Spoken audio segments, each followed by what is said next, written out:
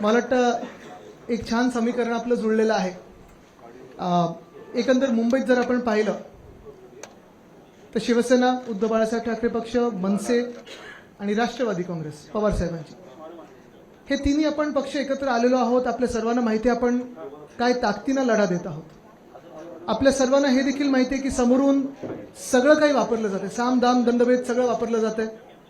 आणि मी नेहमी सांगतो की तन मन धन ह्या लढाईमध्ये तन आणि मन आपल्याकडे आहे, धन हे सगळं त्यांच्याकडे. आणि अर्थात त्यांच्याकडे असल्यानंतर तो वापर तो होणार आहे. आपल्या सर्वांना माहिती आहे ते कसे काय काय वाटप त्याचं चालू आहे. मग कुठे ताटं वाटत आहेत, कुठे वाट्या देत आहेत, कुठे काय पैसे देत आहेत, हे सगळं चालू राहणार. निवडणूक आयोग आता किती कोणाच्या बाजूनी राहणार वगैरे हा सगळा एक वेगळ्या गोष्ट आणि वेगळी हे आहेच, कथा आहेच. अनेक ठिकाणी आपल्या उमेदवारांना फोन देखील येत आहेत, धमक्या देखील येत आहेत की तुम्ही विड्रॉ व्हा, नाहीतर असं करू, नाहीतर तसं करू, नाहीतर. आणि हे फक्त मुंबईत नाही तर अनेक शहरांमध्ये होते. काल आपले नेते अंबादास दानवेजींनी देखील काही गोष्टी ट्विट करून सांगितलेल्या आहेत. पण हे सगळं होत असताना जसं उद्धव साहेब आणि राजसाहेब यांची चर्चा सुरू असते, अनेकदा ते आता तर दररोज अर्थात बोलतच आहेत की आपण एकत्र आलो आहोत ते एकत्र राहण्यासाठी आलोत आणि निवडणूक आपण लढत आहोत ते जिंकण्यासाठी लढत आहोत, मुंबई वाचवण्यासाठी लढत आहोत. जे मोठे विषय आहेत, हिंदुत्व असेल, मराठी असेल, मुंबईचं मुंबई पण असेल, मुंबईला अदानीकडून वाचवण्याचं असेल, हे सगळं तर ते दोघं हाताळणार आहेतच.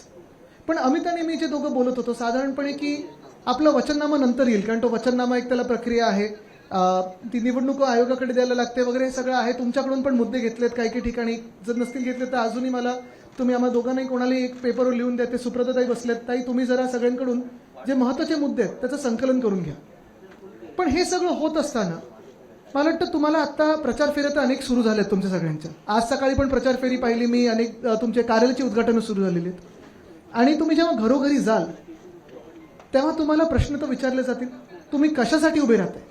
अर्थात कशासाठी उभे राहतोय, आम्ही मुंबईचं मुंबई पण आहे, मुंबई मराठी माणसाच्या हातात राहिली पाहिजे, मुंबईकर हा कोणासमोर झुकला नाही पाहिजे, दिल्लीसमोर तर झुकलाच नाही पाहिजे, हे तर लढत आहोतच. पण आम्ही दोघांनी जरा एक 15-16 गोष्टी काढलेल्या आहेत ज्या तुम्ही आत्तापासून सुरू करू शकता की हे आमच्या मनातली इच्छा आहे, आमचं स्वप्न आहे आणि हा शब्द ठाकरेंचा आहे, तो आपल्याला लोकांसमोर न्यायचा आहे.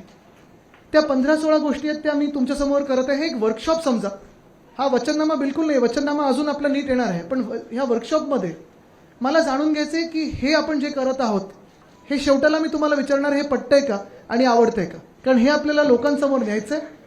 आणि राजेश थोडा खालती उतर ना, मागच्या दिसत नाही. हां ठीक आहे ठीक आहे.